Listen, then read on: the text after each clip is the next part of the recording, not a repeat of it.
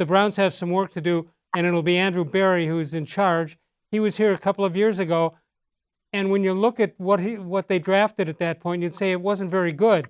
But he could also say, well, I agreed to it all, but I wasn't the one who made those choices.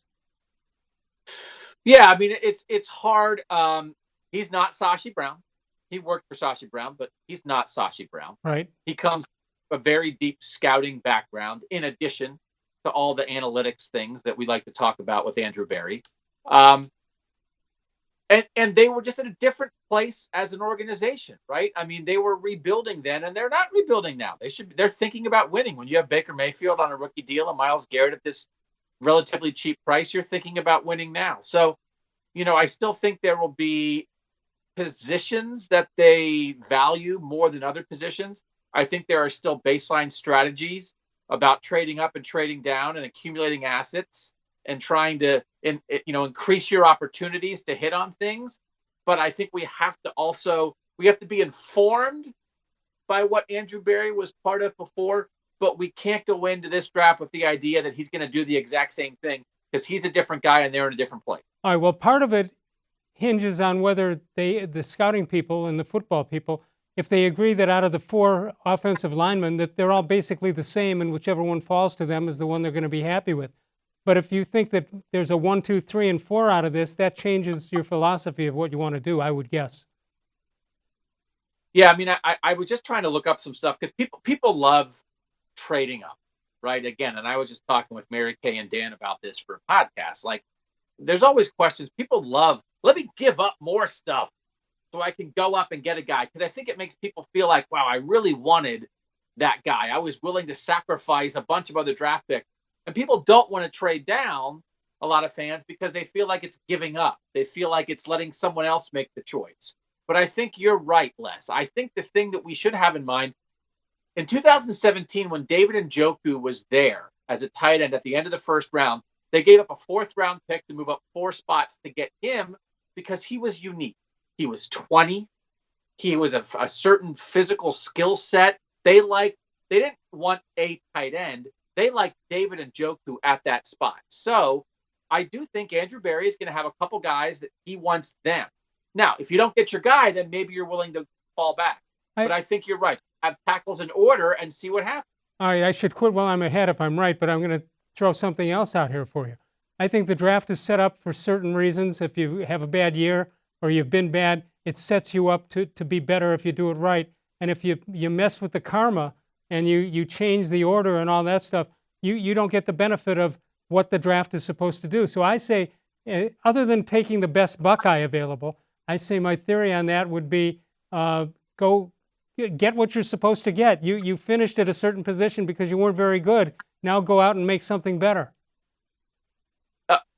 I will say, I think I probably disagree there, because I think what you want to do in the draft is be on the lookout, take advantage of desperate teams.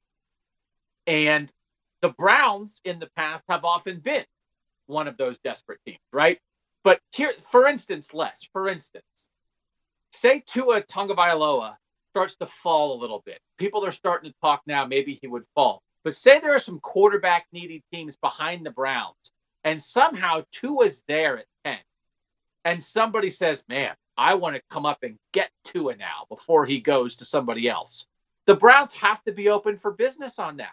You have to be open for business in the right circumstance where you say, well, we like this guy. Okay, we like this guy a little bit less. But if we can take advantage of a desperate team who wants to trade with us, we're open to that. So I think they could have done that in the draft when they took Denzel-Ward at 4, when they had quarterback desperate teams. Depending how it goes, be open to jump on desperation.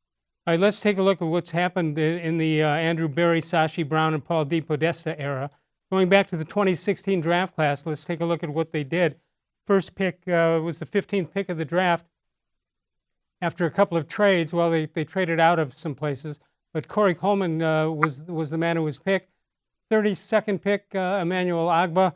Then you go down to Carl Nassib, one of the stars of the HBO show. And Sean Coleman was an offensive tackle taken with pick number 76. And Cody Kessler, we all know about him, the 93rd pick in the draft. And then Joe-Schobert and Ricardo Lewis. And nobody around from that particular class. You want to lump them? Well, let's continue on. Derek Kindred rather. Seth DeVal, the tight end. Jordan Payton, wide receiver. Offensive tackle Spencer Drango. Rashard-Higgins, the wide receiver. And the next pick was Trey Caldwell. And then Scooby Wright, who already had a great name before he added the 3 Roman numerals to it. So he took a great name and he made it even better.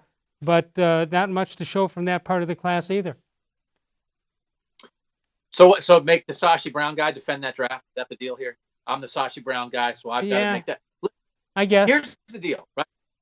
Part of the reason that looks so bad is they traded down and you get extra picks, and so you have more chances to make more mistakes. So if you notice, whatever that was 12 or 14 picks. You're only supposed to have 7. So they gave themselves extra shots.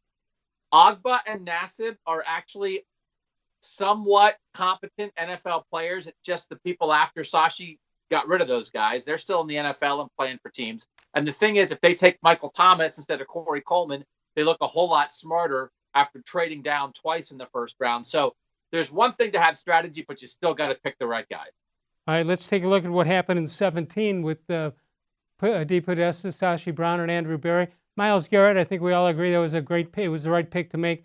Jabrill-Peppers, we're never going to know. There's David-Njoku, and he could be part of this team this year, even though he wasn't much last year. Deshone-Kizer and Larry Ogunjobi, all picked in the first part of the 2017 draft.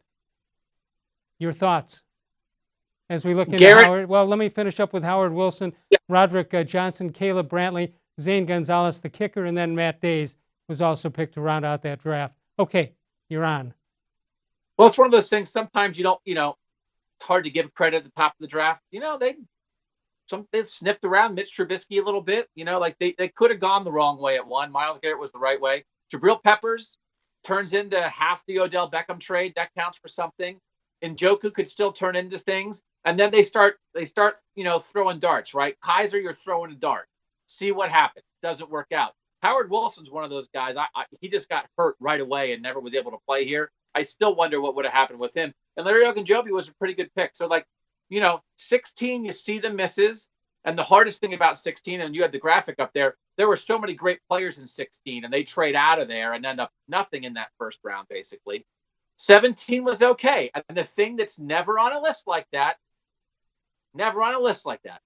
denzel-ward, the 4th pick in the 18 draft, is part of that draft class. He's part of both those draft classes. Because if you don't trade down both years, you don't wind up with Denzel-Ward, who appears on the 18 board. But he should be half on the 16 board and half on the 17 board, because they should never have had the 4th pick in 2018, except they traded down. So add Denzel-Ward to those two, and all of a sudden you look a little better.